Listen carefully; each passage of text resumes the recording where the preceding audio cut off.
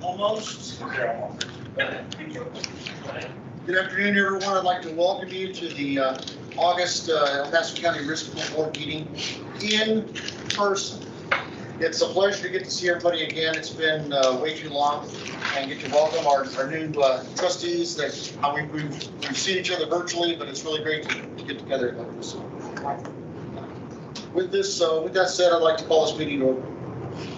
Definitely, and welcome. Thank you, Chairman Cody. Good afternoon. Today is Wednesday, August 18, 2021, and this is the regular meeting of the Board of Trustees for the County El Paso Risk Pool Board. The meeting will also be accessible via Microsoft Teams and via YouTube for the public. The time is 1:01 p.m. Chair Cody, we currently do not have anyone signed up to address the board. All right, so with that said, I'd like to ask the board to make a motion.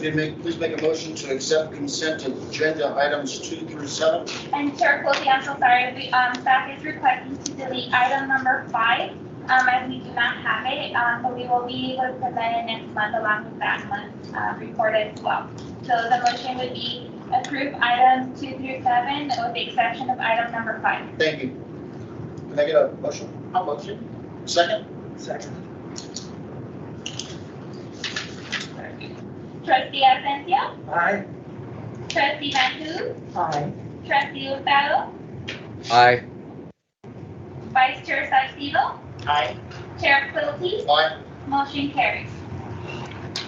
Hi, good afternoon, everybody. Just really quickly, I'm not sure if I missed it earlier in the meeting, but just for purposes of the record, if we can establish who is actually physically present to verify that we have quorum. So currently we have present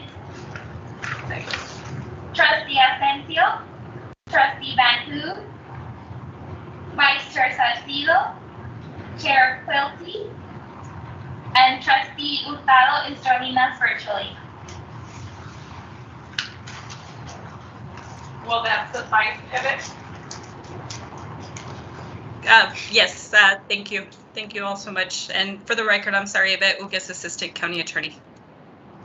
Thank you, Evan. We'll you. make sure to add that to the script for next month's meeting. So that's how we'll start the meeting announcing who is in person.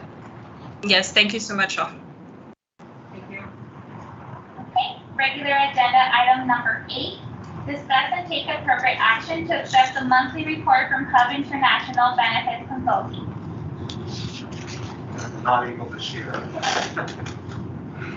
So Randy McGraw with Hub International, and again, it is a pleasure to be back here and see everybody. Excited my clothes fit. So I'll go through the presentation for you. We can move on forward to perhaps the third page. There we go. So things are in the same format that we've followed in the prior meetings. The gross pace of inflation over time, 12 months versus 12 months for medical component is 11%. Pharmacy, right now it's at 3.6. So that's fantastic because we've been seeing pharmacy pace of inflation at a higher level throughout most of this year. And I would attribute that to, I guess, eventual, so these are moving averages, and so each month we roll forward to 2021, we take a month off the back. So as we're filling up the pipeline with more current drug utilization data, it's helping pull the average down, which is good. The dental pace of inflation is plus 9.8%, and that's primarily just due to pent-up demand on dental care. And we can go on to the next slide too. Forgot to fill in the fund balance for the auditor's reports. I apologize. It was in the letter that you approved, and I want to say the fund balance at the end of July is over 100,000 range right now. And I'm sure we'll talk some more about the fund balance, possible infusions not just in this presentation, but in the other items I think too. If we move on to section 2. So we have had some additional claims come in. We're tracking in our report, and we've been preparing some additional information to support the budget hearing process as well. And so, an interesting statistic that we uncovered yesterday for the budget hearing, but not necessarily in this report, it is year-to-date at the same time through June. This data report here is through the month of June. What we track through Aetna's reporting, Aetna identifies a high-cost claim that at $50,000 or more. And in our report here for the stop loss tracking, we use a higher threshold. But the question has been coming up repeatedly all year long, especially in visiting with the commissioners. What is it that's driving the higher utilization this year than in prior years? So we compared the first 6 months of 2021 for claims greater than 50,000 to 2020. In 2020, there were 38, and so far this year, 45. So it's not so much the large claims that you see on this report that are pushing the spend up, but it's those middle level claims, like you said, repeatedly too. That is just an interesting statistic to see what the prevalence of that is. So we do currently have 8 people. We have 3 people in excess of the stop loss deductible so far this year. And the discount rate that is achieved through the provider network is averaging 70.4%, which is still good. On the next page is our dashboard report. Sure.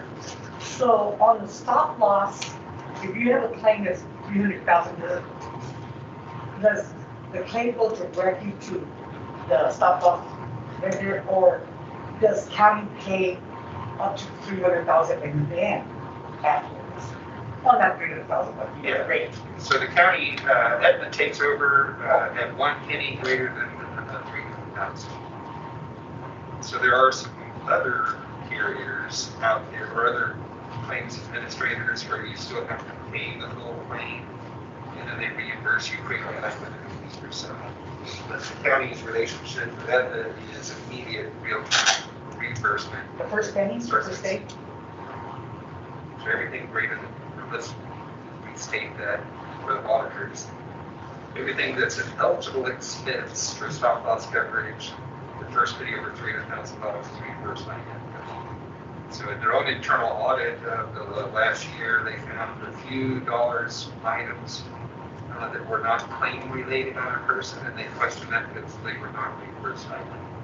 On one individual, he was $20-something, and the other was a couple of hundred. The reason for that is that in the reimbursement contracts that Aetna has with providers, there's a direct claim that gets filed for the services provided, and those are considered eligible expenses. And then in the tracking on the check registers they send to the county, there are also some provisions to reward, or I guess you call it pay for performance. Yes. So when a healthcare provider reaches certain metrics and qualifies, you provide a bonus payment. It's not a very big bonus payment. Then the contracts that has with them entice them to receive a little bit extra. And that's what that $20, a couple of $100 dollars they weren't claim related, but they were tied to that person as part of the performance bonus. And then when you showed us, have a report for us. I'm sorry, I don't mean to interrupt. It's really difficult to hear you all that are in person. I don't know if it's maybe just on my end. You can just project your voices a little bit more, because I am having a difficult time understanding what's being said. Yeah, I agree. It's a little hard to hear. Yeah, so for purposes of, for the public and the recording, we do need to be able to understand what is being discussed in person. So I don't know if we can try to, I don't know, get closer to the mic, or what we can do to fix that. Thank you.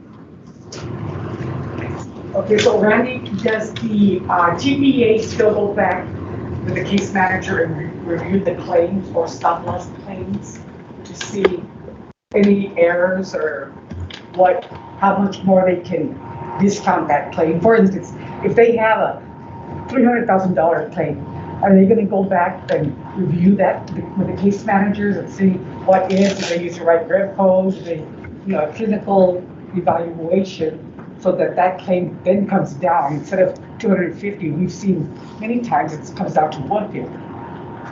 So in the actual processing of the claim, so I guess make sure I heard you correctly, is there a chance that a large claim that gets paid will be reduced in the future? Is that what you're saying? Well, they go and review them many times. Anything over, let's say, $200,000, those claims are always reviewed. And then they go in and look at the rep codes and look at, the case manager to see if Sure. if the hospitals bill Off the correctly. top of my head, and if there's Aetna people on the call and chime in, they can. But in the normal course of business, claims enter the system. Most of them come in electronically, and then they're adjudicated electronically as long as they don't trip certain points. So I want to say that anything over $10,000, it's either 10 or 15,000. It's kicked out of the automatic adjudication and has to pass by an actual person to take a closer look at the claim, line items, etc. And so, and then as the claim gets higher and higher, it goes through additional audit processes before it gets adjudicated. Once the claim gets paid and it shows up here, then it's possible there could be an adjustment in the future.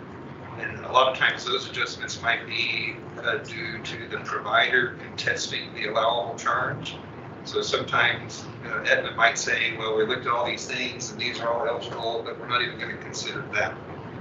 And then there might be some time that passes where the provider comes back and presents new information that causes there to be an adjustment on the claim. But it could also be an adjustment in the favor of the county too. There could be additional information that comes in that would cause them to lower the cost of their claim. Well, and that, I remember that happened more often. The county or school district, you could get additional funds. In your reporting, does it show where you billed and the actual reimbursement was lower than what was expected? Because you have a report for all expenses. So in the expenses, you're just assuming you're going to pay that total amount of $1 million. But at the end of the day, through the process, adjudication process and review, it could come down to $700,000. So is that identified in some of the? So all these numbers here are actual paid dollars. Or let's clarify that. So there's two reporting things that go on. Those are good questions. So the data that we incorporate in our report are claims that Aetna authorizes and releases for payment. And so this would be what Aetna would call a paid claim. And then on the auditor side of the equation, there's a weekly file feed that Aetna sends to the county that says these are all the checks we're releasing today. And so they can see what those are. And then Aetna asks for payment from the county for those claims to come through, and the county transfers the money over to them. So then from that point in time, there's a lag time from when the checks go out, whether some of them could be electronic, some of them may be paper checks, before the check clears the bank. So then on the auditor side, when they're giving you information on fund balances and things like that, they're basing all of that information off of checks clearing and being released from payment too. So there's three different things that are happening here. Okay, thank you. So in the dashboard report, we can see again how things are split by medical, pharmacy, relationship. To me, the takeaways still on this slide are in the middle, where we have it segregated by plan. And there we can see the claims expense of the core plan and the buy plan. We currently just have the two plan offerings. But again, you can see the average cost per claim per person per month on a consumer-driven health plan is substantially lower than the core plan, and we got a chart for that too later on. To still continue to reinforce that the consumer-driven health plan approach is a viable approach. It saves the county money, so to speak. And then the trend factors of the consumer-driven health plan don't escalate as quickly as the core plan. And the way things work too, from a decision-making process, is typically most higher cost claimants will select the plan with the lower deductibles and co-pays like the core plan. Even though there'd be some instances where if you know you're going to be a high cost claimant in the upcoming year, you got some that, you have some situation that you're going to address in the next planning year. The consumer-driven health plan is actually a good home for the people that have the highest cost plans because the out-of-pocket maximum to them is lower. But there's this psychological barrier for a lot of people that they would rather pay a higher premium so that when they show up at the doctor, they pay a copay, or the pharmacy, they pay a copay, as opposed to the consumer-driven health plan. You pay the full cost of the eligible claim until it meets your deductible, which is also your out-of-pocket. So there's several different plans. Do you know what the out-of-pocket deductible is? What their deductible is for each plan? Do I know what the... Their annual deductible. Oh, for individuals? Mm-hmm. Golly. So, They look at that too. yeah. They look at the price and then. On the top of my head, I don't have it handy. For which one? For like the maximum out of pocket for core versus consumer driven. The less expensive plan, if you have a less expensive plan, they look at that. But it could be less expensive, but we've got a higher deductible of $5,000. Most of the people are not going to use that much money, except for the Nikki baby. I don't know if you know Nikki baby. Yeah, I like to say that one term that everybody knows in insurance is deductible. Yeah. And when you start talking about co-pays or co-insurance or other things, whether it's health insurance or property casualty, automobile, all these other little things, that gets confusing to them, but everybody understands deductible. And if you only made your decision on, you're looking at a grid and one side says this deductible is $1,200 and the other side says it's $3,000 or whatever, then people jump to a conclusion that $3,000 is worse than the other one, I should take the lower deductible. But on the core plan, you have a deductible, and then you also, as a member, have other cost-sharing responsibilities such as co-pays and co-insurance, and your out-of-pocket maximum is higher under the core plan here. The way our consumer-driven health plan is designed is the deductible is also the out-of-pocket maximum. So once you meet the deductible, you get 100% benefit for the rest of it. So the county has done a lot of investing in decision-making support tools that can be used during open enrollment that walks employees through. It asks a series of questions like, do you do this, you take drugs or whatever? And then at the end of it, it tells you what they would recommend would be the wisest plan choice for you to select. So they have several different tools to help employees. And then the only thing there is a lot of people that I've talked to that have gone through it, we are still using Alex, right? No. No, we stopped Alex. Okay, sorry, we stopped using Alex. But Alex was an animated decision-making thing that people go through. And so a lot of people would take it or go through it. I think it's probably why it's not getting used. And they go through the whole experience and say, that's really cool. Alex told me to pick the consumer-driven health plan. And then they get inside the online enrollment system and they check core plan. Because even though all the justification you give to that is factual, logical, there's just this mental disconnect. The contribution to the health savings account helps people make it easier to get into the plan. And my thoughts are the sooner you get inside the consumer-driven health plan and use it the way you should and fund your health savings account, the better, because the county puts money in every year, and if you don't use it, it carries over year after year after year. And so the sooner you can fill up that bucket of money, the better off you are as you go into the future. Because even in the future, you can switch back to the core plan, still pull money out of your health savings account to pay your share of deductibles, co-pays, et cetera, or you can take it into retirement too. But it takes a lot of self-discipline, and it also requires you to make some tough budget decisions in your own home budget that you plan. So do we offer HRA as well?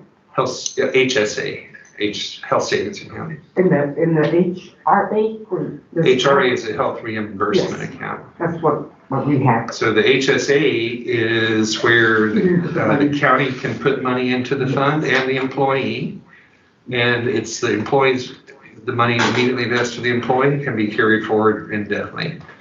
An HRA, only the county could put money into the HRA, and when you leave, you don't take it with you. So the strategy here for the county when they adopted it, which I think is good, is to use the HSA to try to promote better consumerism and saving for the future, because now you have a vested interest in managing that money and the decisions you make as to whether you take money out. And so on termination, of course, the employee walks away. So on January the 1st, the county will put $600 into everybody's account. And if I'm here and I quit on January the 2nd, I walk away with your $600. So some employers say the HRA is better because they can't walk away with your money. Yeah.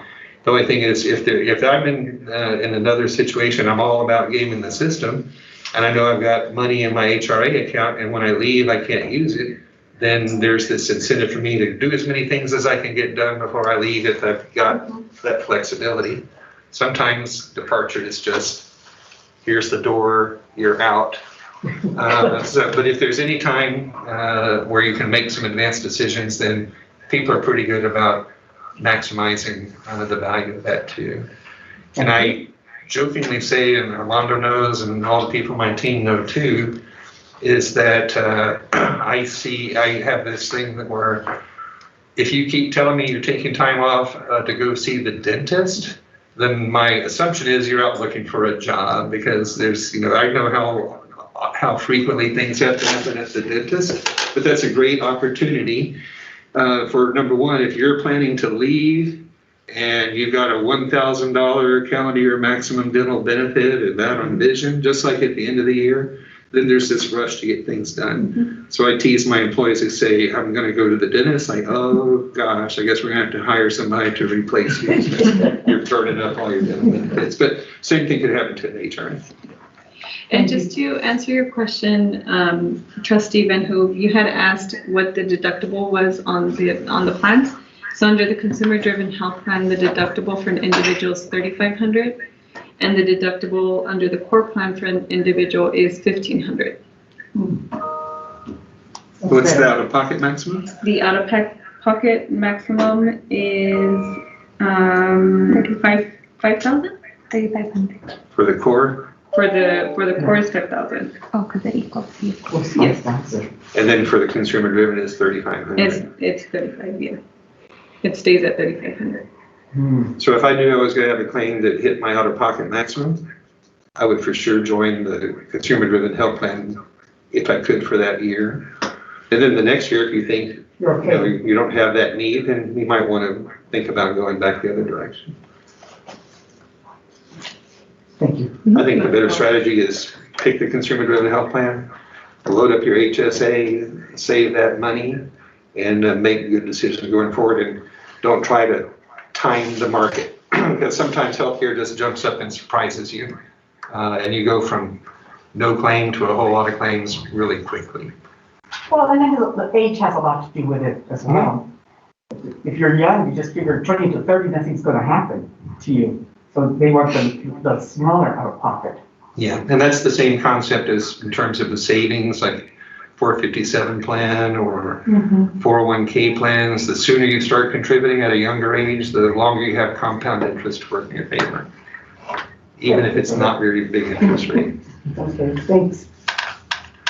If we continue on, the next page is monthly claims expense. And you don't even have to look at the numbers on this one. We look over at the far right-hand side, and you look back at the last 4 months, and the health plan has been taking a pretty severe financial beating on claims expenses coming in the door. And this is data through June. The month of July was about a $3 million claims expense month yet again. And so it's causing a lot of tension, and I'm out using my dental benefits right now.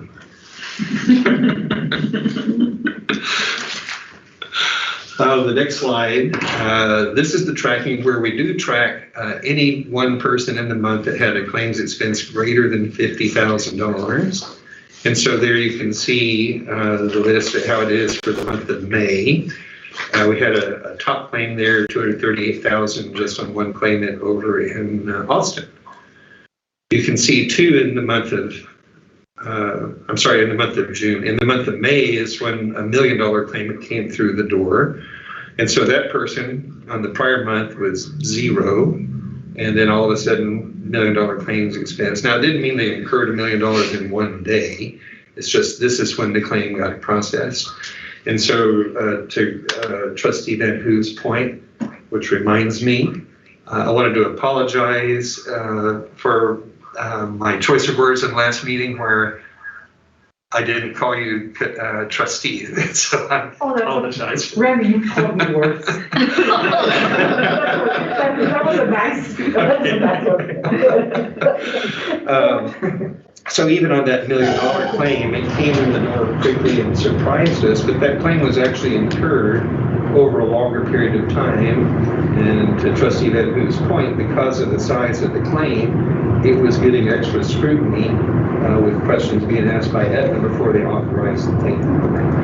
And so because of that, again, the county has pushed Aetna to make some changes. So it's not something they would normally do. But what we've got going now with them is a weekly report that they will send us on pending claims that exceed a certain threshold. And so when a claim comes in, if it's a clean claim, meaning it has all the elements to process, then it flies on through the system. If it's not clean, then it gets pended for investigation. So it might be missing some information. Sometimes it's a duplicate claim, so the provider, hospital filed a claim that didn't get paid, so they just filed it all over again. And so the claim comes in, it just gets parked there. So it's in limbo or suspension or pending. And so not all pending claims turn into paid claims. A lot of them get washed out because they're not legitimate. But what we ask them to do to keep from being blindsided like we've been happening in the last several months is so on a weekly basis, they're going to give us reports. So any claim where the billed charge exceeds $200,000 on any one person, they're going to put on a report and release it to us. It's not at a level where you can say this claim is all about Randy and a knee replacement or things like that. It's just going to be, it's a claim and it's a billed charge. So a $200,000 claim with an average 70% discount turns into a $60,000 claim. But at least now we have like an additional early warning system set up so that if all of a sudden 1 week we get a notice from Aetna that says we have a $2 million claim pending. Like, okay, now it's time to start asking more questions and pay attention to some things. So that's one of the things that has developed based on the rocky ride we've had over the last several months. So appreciate that coming from Aetna. Well, that's a good process to go ahead and make sure. Yeah, so it might cause some artificial alarm from time to time, but still it's better than every Thursday nobody wants to open the email from Aetna when the check register comes through. So, Randy, in May, you have the $1 million for infectious disease. I don't know if that was a kidney patient, but that whole claim, does that go to the stop loss carrier? That's the total amount of the claim before stop loss applies. 1 million? Yes. So the way we track it is we track the entire amount of the claim. And then if you go to the next slide, and then because we want to be able to see that there was $1 million claim out there. If we removed it from the equation and said, it was a $300,000 claim because that's all we owe, then we're not seeing the full picture of the claim activity. Because the other thing, the part that's greater than 300,000, is counting on our loss ratio for the stop loss reimbursement. Mhm. And so we want to be able to know how things are looking there so we can plan accordingly for what to expect on stop loss renewals in the future. And we're in the middle of negotiating renewal information from Aetna.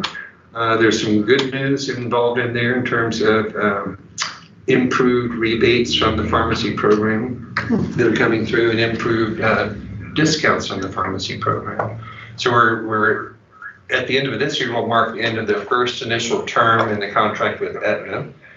And in the initial proposal, there were guarantees made for the first 3 years. And then the county has the right to extend the contract for an additional 2 years, I believe.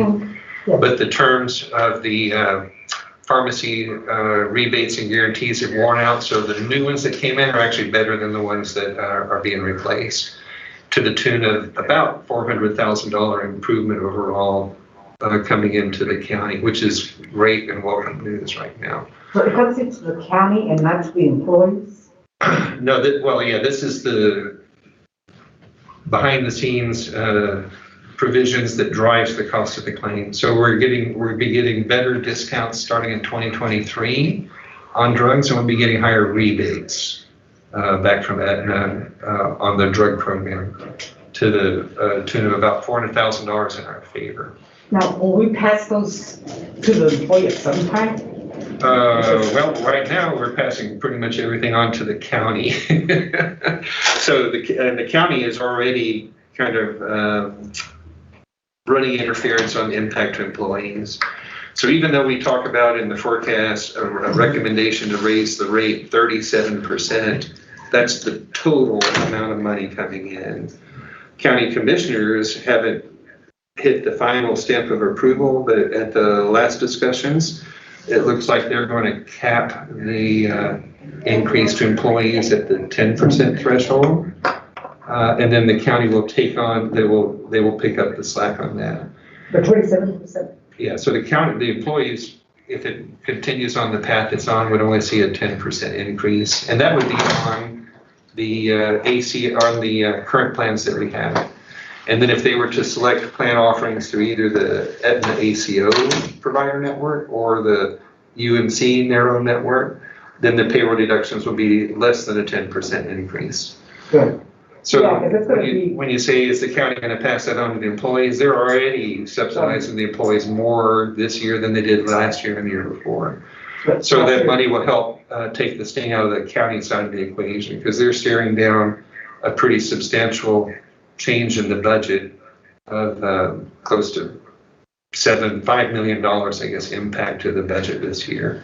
And so that 400,000 would make it 4.6. When the employees see a 10% increase or something close to that, sometimes they can't afford that. And it's like, they keep on raising, but the premium, but I don't get anything in return. So those discounts from the pharmacy would really kind of put, some icing on the cake for those employees. Because we hear it all the time. It's like, can't afford it.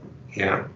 So actually, in the last comparison, and we provided it to Commissioners Court, and we could bring it here for you as well. But when we benchmark the county's cost of payroll deductions for your benefits to other public employers in the area, you're still a market leader here, even with the rates, which I understand people like it's too high. But it's actually higher in some of the other locations. EPISD? It's 5. That one's higher. It's higher. Okay, thank you. Sure. So we are on the high cost claimant table, and there we can see on the left-hand side where we are in 2021. We've got 3 people in excess of the deductible, and we have it labeled expected adjustment. The adjustment's already happened. But that's just my director of data analytics, kind of to your point earlier. It could be 1.18 today, there could be an adjustment tomorrow, and it's going to be higher, lower, whatever. So she just likes to caution adjustment. And then it's the adjustment, we used to call it recovery, but you've already recovered it. It happens immediately for you. On our next slide, which is the enrollment report, everything it took a little bit of a dip down in the month of June. The green bar is 2021, and it's a pretty large scale in terms of that dip. So it's not lots of people, it's less than 50 people, 50 less employees, retirees covered under the plan and environment. And you can see over time it kind of cycles up and down. On slide number 11, you can see the percentage that are currently in the consumer-driven health plan at 44% versus 56% of the people are in the core plan. On our next slide, number 12, you can see our year-to-date average per member per month monthly cost. We're halfway through the year. And these are gross claims expense, so we are running higher than 2020. You know, it would be nice if we rolled the clock back to the 2012 to 2015 where things were very stable for the county. On the next slide, page 13, this is the one that really helps slam home the differential between average cost between the consumer-driven health plan and the core plan.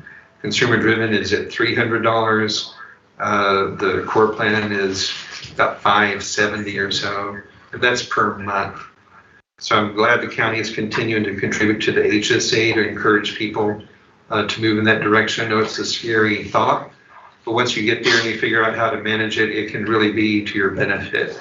So I've been saving money for years in my health savings account, and I don't choose to do it, but if I wanted to, under my plan hub, I have 100% healthcare benefits for the next 3 years. I've got enough money saved in there. If I wanted to just pay it all, I could. But my own strategy is I'm not really too concerned. I don't mind paying a little bit each time I go. So if I get a bill from the doctor that's, you know, for $500, I might just pay that out of my current assets. But if it's one for thousands of dollars, I might say, I'm going to take 1,000 or so out of my HSA. So there's some people in our company that just, anything that, if I've got money in the HSA, I'm going to use it to cover my health expense. But then they're going to get to the end of the road at retirement and they're not going to have money in a health saving account. And my objective is to have a good cushion of money so that post-retirement, I can still buy glasses and hearing aids and medication and things like that, even though I don't have an income coming in. On the next slide on page 14, the left-hand side is the breakout. Medical claims expense, the trend just for that. These are average costs per member per month. And you can see the pharmacy has started leveling off this year, which is great news. And as we move, if it continues on this path, then close to the end of the year, we'll be about the same level of consumption as we were last year, which is great. However, we've got the month of July coming in. I expect the medical line's going to bounce up pretty quickly with July data. And then page 15 is the combination of the medical and prescription drugs combined. And page 16 is the dental claims expense. And so we're in the yellow line over here at the bottom of 2021. That's where we started the year off.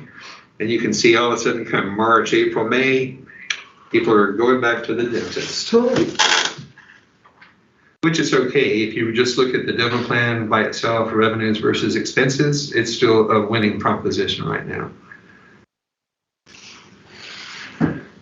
On the next slide, just comments there. You know, we're looking forward to the open border and people taking advantage of the Mexican network that we have, but that's not happening yet. And then also, if we go on to page number 18 on the forecast page, this is where we're taking a combination of the data. So what we've historically done is taken the monthly paid reports from Aetna to drive the forecast, but they run a month in arrears. So the July data won't become available to us from Aetna until the latter part of this month.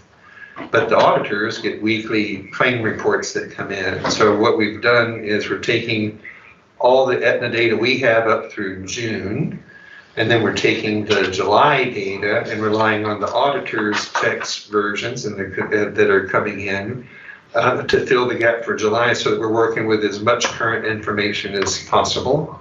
Because of you can see in those last several months, we've been whipsawed around quite a bit. So this still, in that lower right-hand corner, is driving the recommendation for a 37% overall increase in terms of total funding. Hello? that's the same information we've been sharing with the Commissioners Court too. Any questions? Randy, if we could, I want to circle back to the inflation rate on the pharmacy. 3.6%, it's incredibly good news. In your book of business, are you seeing that across the board? Or is that, or are we just that wonderful? Well, so I think, no, I'm not seeing that across the board. So there are a couple of clients where we've done co-pay maximization, and I know in the past we've talked about Prudent RX, and we were on track to implement Prudent RX for this year, and we didn't do it because we ran into some contractual snags with Aetna. It all centered on how the county solicited proposals back in 2018, I guess it was. And Prudent RX is not Aetna. It's a separate entity from Aetna. And so since they weren't a recognized vendor, we hit a roadblock when we got a form that says, sign this agreement with Prudent RX to implement the Prudent RX program. And since they weren't an awarded vendor, we came to a standstill. And then yesterday, haven't even shared this with Berenice yet, but yesterday, we came to a realization that they had figured out how to restructure their relationship with Prudent RX to change the agreement so that it will now read Aetna, which will clear the way for us to sign off on Prudent RX and put that program in place. So for most of our clients, without a program like Prudent RX in place, I'm still seeing 9 to 11% pace of inflation. And I think here in our case, it's not so much of anything that we've done other than all the basic blocking and tackling, disease management, and communications that we've been given out. So I think it's good to see things are leveling off, but most of them are seeing that go up. So I did get a report this morning on savings from Prudent RX for Webb County. Webb County is about 1,200 employees, so half the size here. And they don't have a consumer-driven health plan. So Prudent RX only can apply to the non-consumer-driven health plan. So that puts you kind of on an even par there. And so far, year to date, their savings from Prudent RX has been about $112,000, which would mean it's on track to approach $200,000. So the clients that we have got into some form or fashion of a concept like Prudent RX are seeing a lower pace of inflation than those without it, which right now we're in the category without it.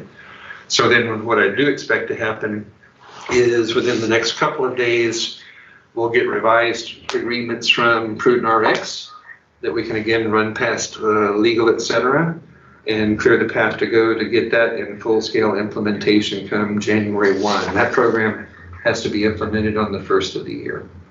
And it requires a 90-day lead time, which means as long as we get the contracting part out of the way before October 1, we're good to go. Randy, Congress is now working on trying to work with the vendors, pharmaceutical companies, to lower the rates on the drugs. Do you see that happening anytime soon? I was watching the news today, MSNBC, they were saying. Yeah, it's good to have a mask on right now.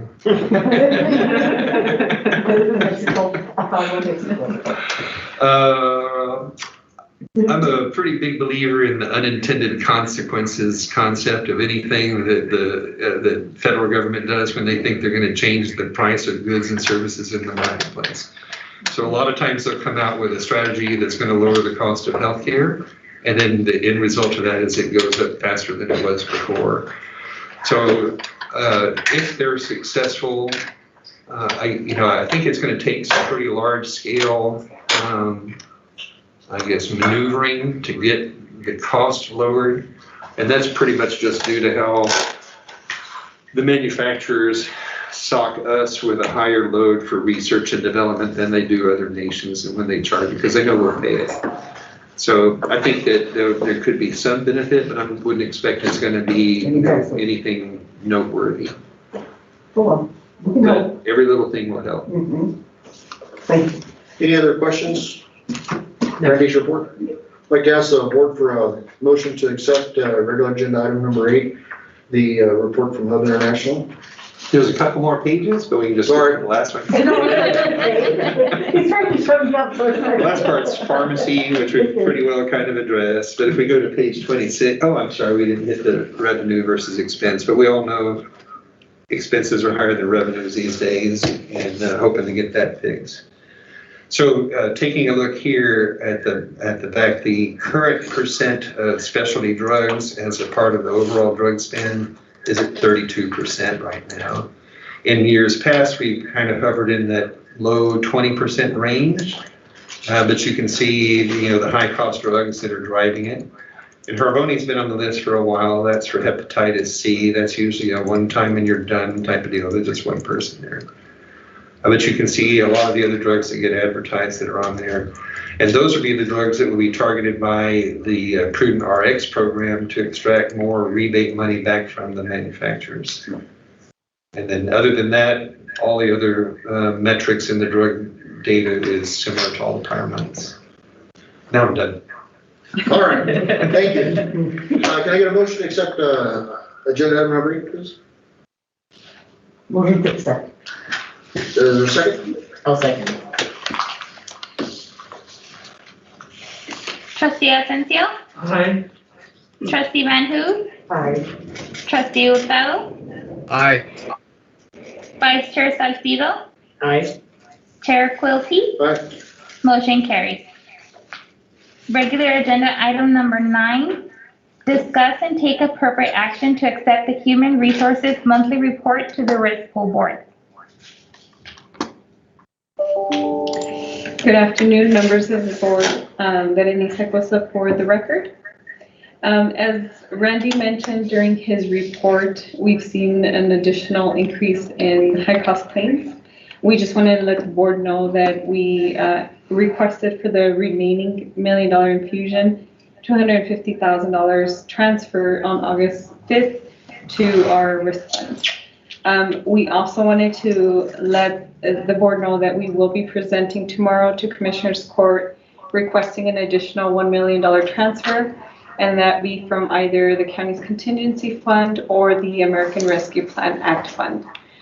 So the court did set aside $3 million in the American Rescue Plan Act funds to be transferred over to the risk fund.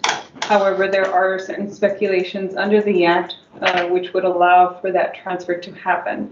So at this time, in discussions with the county attorneys, there is a possibility for a transfer to happen for certain COVID claims. And so we will be asking, based on that legal opinion, once we gather the data of how much the cost is, which are the claims that are going to be eligible for that transfer to happen. So we just want to let the board know. We have seen a total, a little over $2 million in COVID claims. However, under ARPA, the only claims we're able to seek reimbursement for are for long-term care due to COVID, and as of March 3rd of 2021. So it gives us a short period of time of where we can seek reimbursement. There is one claim that is close to $1 million due to COVID, so that's one that we will be looking in specific to. But we need to ensure that that claim was incurred after March 3rd of this year. So a little, more information to come on that, but just know that we've, based on the county attorney's legal opinion, looks like the staff will be able to request funding from that act, from that ARPA fund. The next item we wanted to share with the board is the county's wellness program. And so, as you all are aware, the mission of the program is to improve the health and well-being of the County of El Paso employees and their families through targeted disease fighting strategies, education, and activities. And so we just wanted to give the board a quick overview of what we've done this year. We've held several virtual wellness educational trainings since we're still not able to do in-person trainings. So every month we are giving those virtual education trainings opportunities for employees. These are topics anywhere from nutrition, mental health, financial wellness, and of course, motivation and stress. We have also have updated our virtual wellness training intranet section. So we've been able to upload virtual physical training videos for employees to be able to see those videos at their own time, and they're able to access those through the intranet method. We've also held a virtual health fair where we had several vendors attend and provide education to our employees on the different services that they offer. We've also held on-site meditation training for department heads and some of our elected officials. We've also implemented or re-implemented our new employee orientation, where we also provide wellness regarding our wellness program. Some future events that we want to let the board know, we're going to continue doing our virtual wellness education trainings. We're also going to have our grand opening to our fitness center, and we'll of course provide information to the board on the exact date. We're also going to continue with our postcard information, where we're going to be sending out information to all our medical plan members with regards to our top 5 high-risk conditions within our population. And we're also implementing monthly department head 5-minute wellness educations. This is during their staff meetings, where our wellness team is providing important wellness education to our department heads. And this is information with regards to what our high-risk conditions are and how that impacts our medical plan. So they can hear time over time that, you know, the healthy condition of our employees and of our members is a great impact to, of course, our medical premiums, but also the healthy status of our risk band. We're also working with our IT department to also implement a message ribbon in our intranet page. That way employees can constantly be seeing facts about how the conditions of our population affect our medical plan. And so we're doing a huge marketing engagement plan. That way our employees can stay aware of all this that's happening, and they can be, you know, educated on that.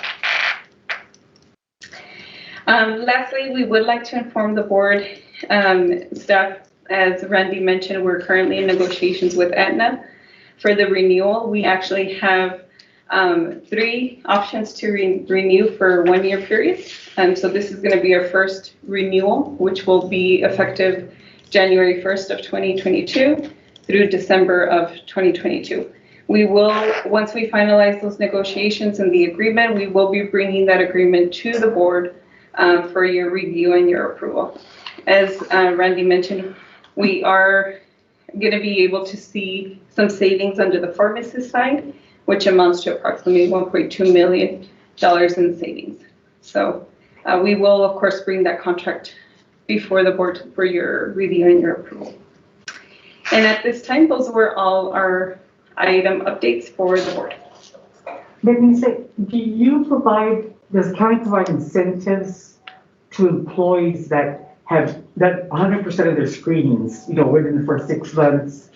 Yes. As a preventative measures? Yes, and that's a really good question. We do provide an incentive, and there's 2 forms of incentive with regards to their biometric screening. Mm-hmm. So the employee, at the time that they're a new hire, or we also do it for existing employees, they have a certain period of time for them to complete both their health screening and the health risk assessment. Mm-hmm. And if they complete it in a certain period of time, they get a $50 gift card.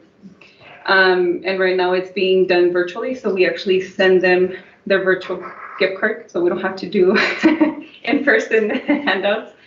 And also they get a 4% premium discount on their premiums. And so another incentive for the premiums is if they're tobacco-free, and they've been tobacco-free for the last 12 months and will be tobacco-free for the future 12 months, they'll receive another 2% premium discount.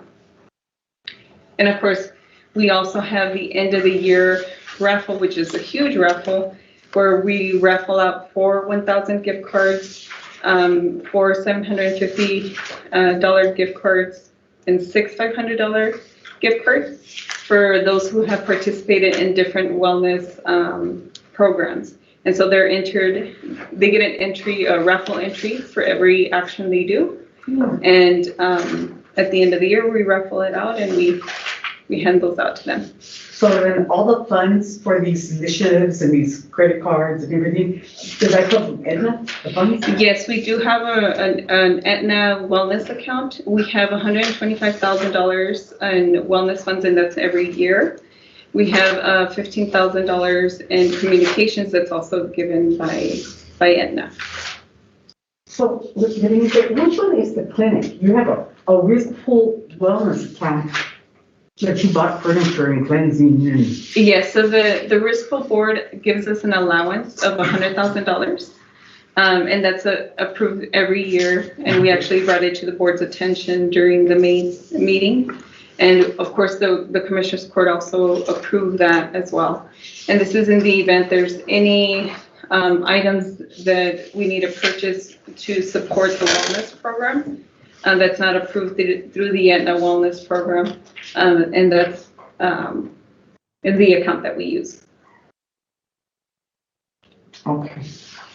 And then the clinic, what is the account for the clinic? Or we don't have a clinic? Yes, it's the UMC on-site clinic, and that's the report that we didn't have for you all today. Every month they report how many visits they have.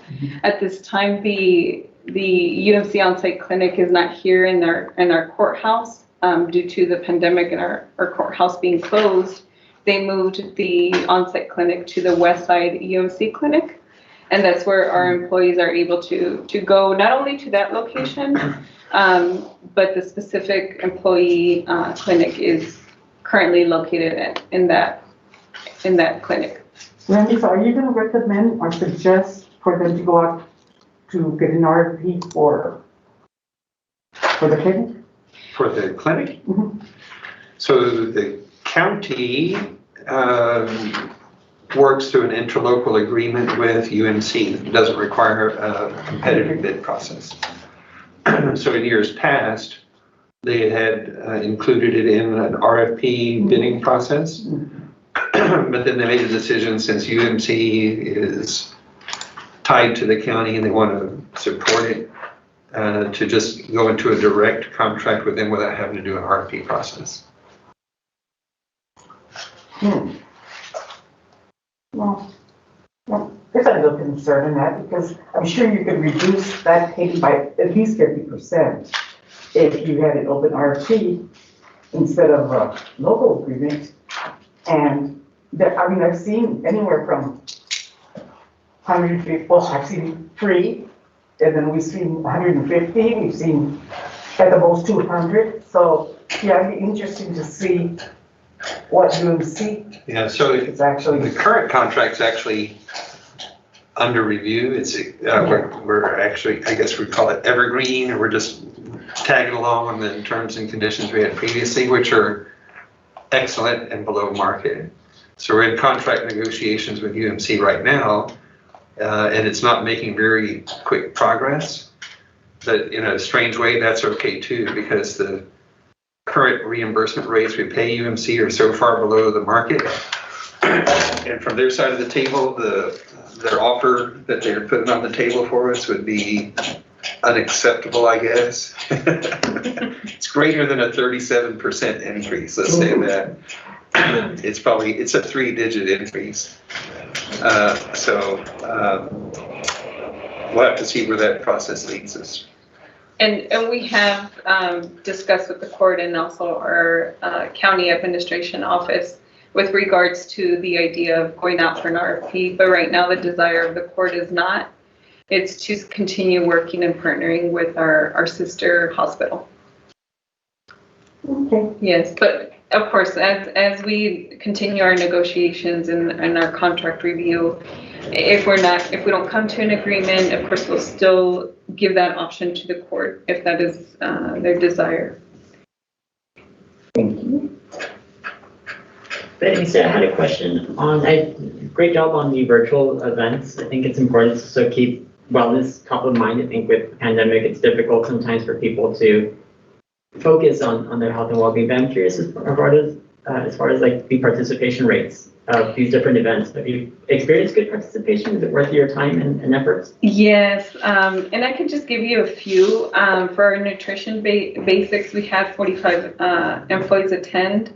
For our emotional eating, we had 114 employees attend. For our brain health, that's the highest we've seen, 144 employees attend. So actually, with us converting our educational training, not only on the wellness side, but also our overall trainings, we've had an increase in employee participation just because it's easier to join online than it is to actually take, time off from work, get out of your office, go to a location to attend the training. So we've actually seen an increase in employee participation in those type of trainings due to the fact that it's easier to join. Perfect. Yes.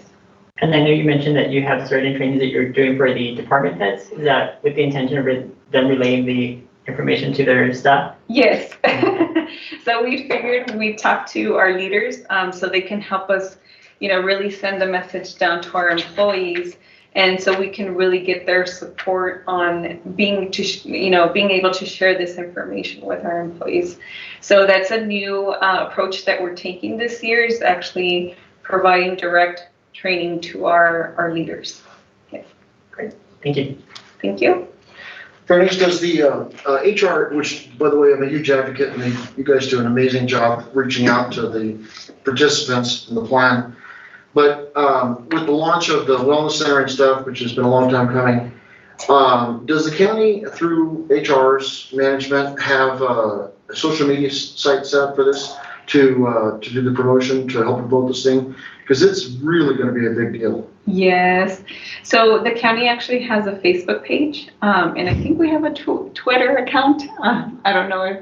No. Well, just that's what people gravitate towards, and I just think that and is there also a plan to develop this, through media and all? I mean, it's really it's going to be the cherry on the sundae, Oh, absolutely. We're going to really focus our marketing with any way. When we have our grant opening, we're of course going to invite the media so they can of course be there and report on it. But of course for our employees, like I mentioned, the county does have a Facebook page, so we'll be posting information there. But we're really going to do a huge marketing campaign with this opening of our fitness center.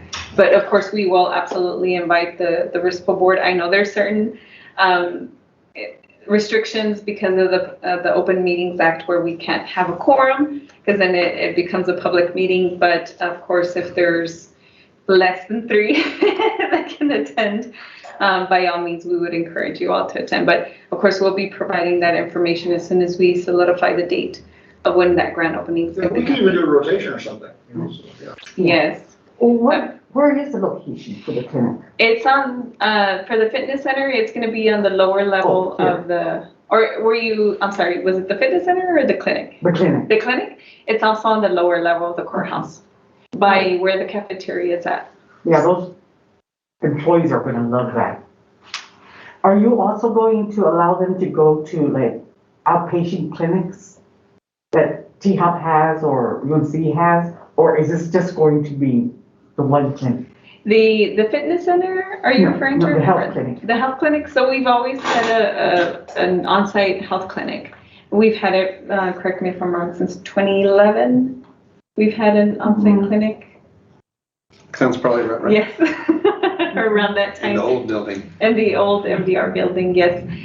So the on-site clinic has always been available, and of course the outpatient clinics to employees are still available to employees. Yes. And so we have an agreement with different rates for the health clinic for UMC. And the reason I'm asking is the county commissioners are trying to figure out where can we get some money? Where can we, uncover some rocks, pick up some rocks and see where we can find money. So there's like a lot of little areas that's why I asked for the one-on-one. Yes. That's a different read. Yes, ma'am. So are they different rates, Randy? The reimbursement rate? Mm-hmm. Or do they mirror the hospital rates? No, it's different. So it's a separate agreement for the clinic services outside of the health plan. Does the board have any other questions? With that said, can I get a motion to accept regular agenda item number 9, the monthly report from the HR department? I'll motion. Second? Second. Okay. Okay, trustee Asensio, Aye. trustee Van Hook, Aye. trustee Hurtado, Aye. vice chair Salcido, Aye. chair Quilty, Aye. motion carries. Item number 10, training, receive risk pool board trustee training pursuant to section 172.007 of the Texas Local Government Code and Article 9, Section 9.1A of the Risk Pool Board bylaws. Mr. Chairman and members of the board, today we have HUB International. We have Armando Arrieta, who is going to be presenting today's training. Today's training is going to be on HIPAA, and I think, Joanna, you're going to be sharing your screen? Yes. Okay. Mr. Chow, Randy, this time.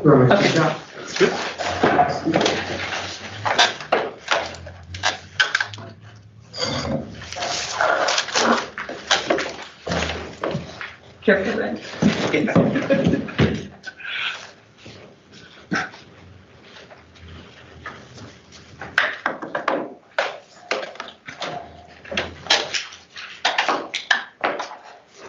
All right, good afternoon, everyone. How are you? Great. Good. I'm happy to be back. Full disclosure, it was kind of hard finding a suit that I could actually fit in after the pandemic. I really hope that was a joke, but it's so serious. So my name is Armando Arrieta, County Executive assigned to the county, and I'm going to be going over the HIPAA Privacy and Security Overview. Full disclosure, this presentation is for training purposes only and is not intended to replace the legal advice. This is, I think, the third time we go over this presentation, and we like just pointing that I'm not an attorney, anywhere close to being an attorney, and I do not want to be an attorney. There's not legal advice. So what are our objectives for today? This presentation should give you an understanding of course, what information is protected, basic requirements of HIPAA's privacy and security rules, responsibilities of business associates, practical privacy policies, and how the rules are enforced. This training is about an hour long. I won't take an hour. I want to cut it, I believe, up to 20 minutes now. So we'll probably split it into two different portions. Next slide. So what is HIPAA? HIPAA stands for Health Insurance Portability and Accountability Act. It was passed by Congress in 1966, and it mandates industry-wide standards for information handling. I guess we got to a point, or the country got to a point where our information as consumers was being touched and managed by a lot of people, and all those people had different standards. So there was a need to put industry-wide standards, so we're all held accountable the same. So next is a quick diagram on how our information as consumers flows, and as you can see, it goes back and forward several times. It goes from the group member or the employee to the plan sponsor, then the provider, then the payer, and then it goes back and forth a few times. So like I said, there was a need to set industry-wide standards to make sure our information is handled correctly. HIPAA privacy.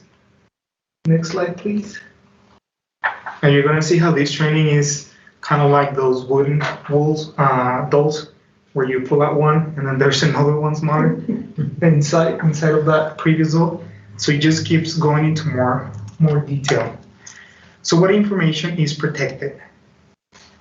Well, it's protected health information, or what we call PHI.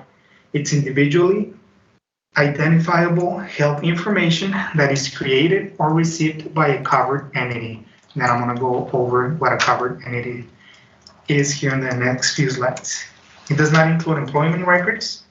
It includes electronic information, and it does not include the identified information. This last one is important to point out specifically for the RFP process, because during the RFP process, there is a need for us to disclose certain information, but all of this information that is disclosed is fully de-identified. That means that we remove socials, names, dates of birth, and we keep minimum at its bare minimum. Information at its bare minimum. Next slide, please.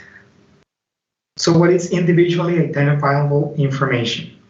That's health information, including demographic information that relates to the past, present, or future physical or mental health or condition of an individual, the provision of healthcare to an individual, or the past, present, or future payment for the provision of healthcare to an individual. That means any information that may be identifiable either from the past, the present, or the future. And I take this really seriously. I don't know if you were aware, but I used to work at Providence, Trustee Van. I used to work as a patient access representative. And it was there where I met the person who talked to me about HUB and offered me a job at HUB. We never followed up. I applied, got the job and everything. And then on my first day, I had to pretend I didn't know her. Because then that was going to lead to a conversation of, where'd you guys meet? How do you guys know each other? And then that can open a can of worms. Even though she had received treatment 5 or 6 months ago, I didn't want to go that route of disclosing unnecessary information. It also identifies the individual, or there is a reasonable basis to believe the information can be used to identify the individual. And like I said, our Providence even told us, and this is an example that I use a lot. Let's say we discuss under executive session a case of an appeal, that somebody had some sort of reason or need to appeal, and then we'll leave this place, and some of us, run into each other at the elevator, and then we start talking about, the appeal process, even though we don't say names, dates of births, or anything, but we start talking about diagnosis, what happened, how much the claim was, this and such, and any other information that could fall into the ears of someone that may identify that person. So I think we're the information definitions slide, John. Summary health information. So what is summary health information? I think you're a little bit far ahead. Oh, sorry. Right. Yes, so what is summary health information? It's information summarizing claims history, expenses, or types of claims. And this is what I was talking about a minute ago.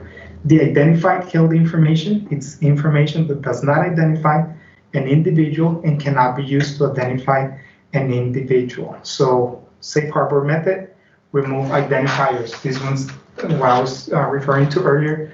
During the RFP process, we manage and release a lot of information, but all of this information is de-identified. Next slide, please. So who must comply under HIPAA? Well, HIPAA applies to covered entities that includes health plans, healthcare clearinghouses such as claim processing companies, and healthcare providers. In this case, there are contractual obligations imposed on business associates. In our case, Hub International is neither a health plan or a clearinghouse, but we are a business associate to the county and of course to the risk board. So we must also comply to HIPAA. If you've been to our office, you probably noticed that we greet you at the lobby, and then we escort you all the way back to our meeting rooms. And that is because one, we're polite, nice people, and two, we're not allowed to have people just wandering around our office, since our computers and laptops and even phones sometimes have a lot of information regarding a lot of people. So we take our safeguards as well. Next slide, please. Privacy rule provisions. There are definitely standards for access, use, and disclosure of PHI, individual rights regarding access, use, and disclosure of PHI, and the right to receive notice of privacy practice. And this one was a huge one also when I was working on Providence. Every time you go to receive any sort of services, you receive a notice of privacy practices. You have to sign one and date one, because that notice gives you pretty much all your rights and explain to you what your information, where your information is going, what kind of information is being released.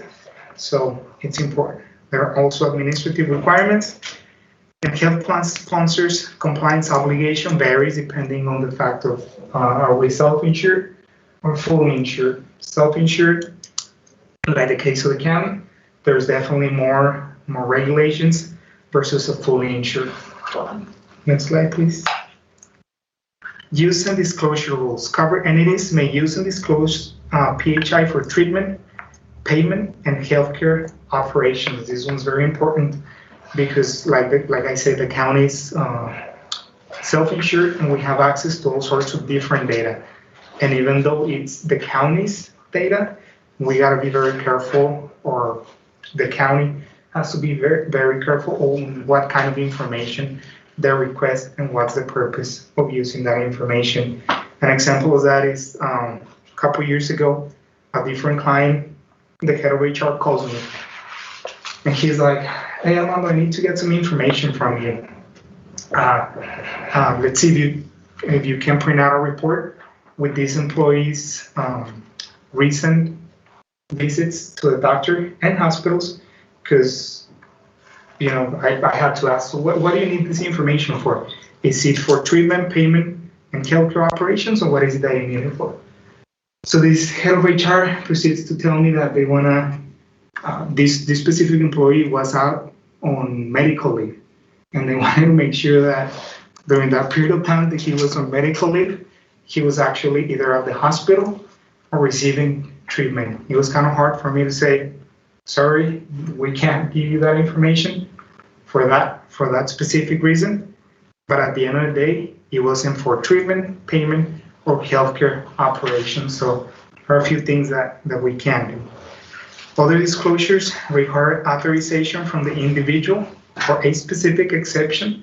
Like in this case, we would have need written permission from the individual to say, yes, go ahead and release this information.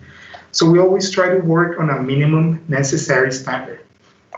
Not only because you work at HR or whatever department that you need access to information, you probably don't need access to all of the information. So you only get access to whatever you need. So as consumers, we do have individual rights, of course. We have the right to inspect and copy our own PHI, amend or correct incorrect or incomplete PHI, obtain an accounting of disclosures. That means where is my information going to? Receive a notice of privacy practices. Like I said, you have to receive one pretty much every time you go in and receive services, and request restrictions on use or disclosure of PHI. So that means, let's say you're gonna have orthopedic surgery, You may not want that information to go to your family practitioner just because you don't want to. And you have a right to say this information goes only to my orthopedic surgeon. So it's a little bit extreme, but you're entitled to those rights.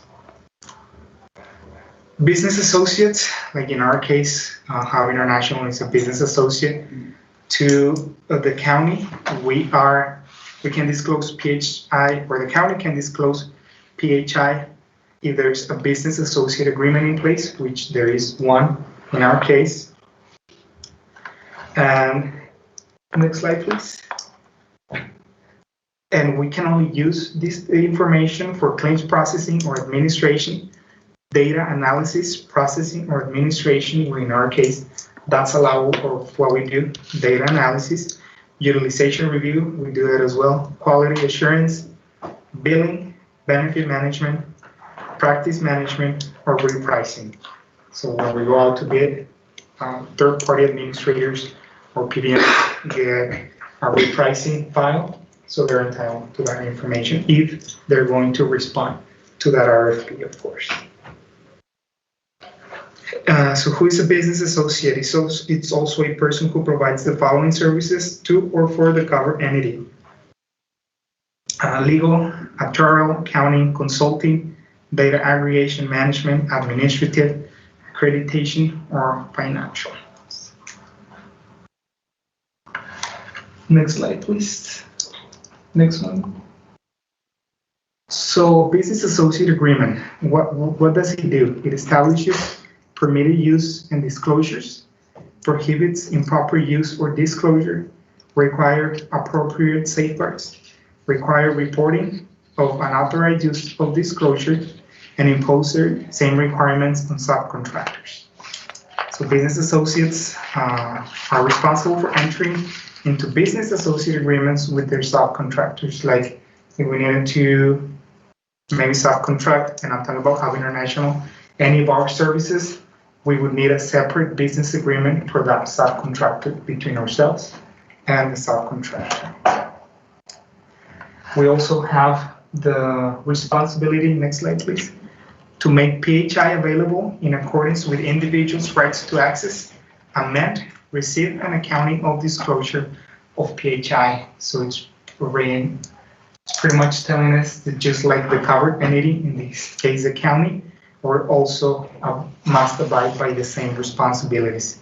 Make internal books and records available to Health and Human Services, require return or destruction of PHI, and authorize the covered entities to terminate the contract if business associate breaches a contract.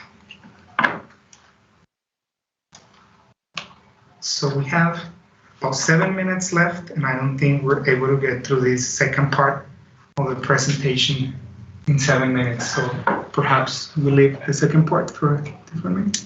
Okay, yeah. We'll go ahead and add the second half to the next month's meeting so we can finish off the HIPAA presentation or training. Thank you, Armando. Yes, sir. And the training requires no motion. So with that said, do we have a motion to adjourn? Can I get a motion to adjourn? Motion. Second? I'll second. Okay, Trustee Asensio, Hi. Trustee Van Hook, Aye. Trustee Urpel, Aye. Vice Chair Salcido, Aye. Chair Quilty, Aye. motion carries. It is now 2:24 p.m. The regular meeting of the Board of Trustees for the County of El Paso's Risk Pool Board is now adjourned.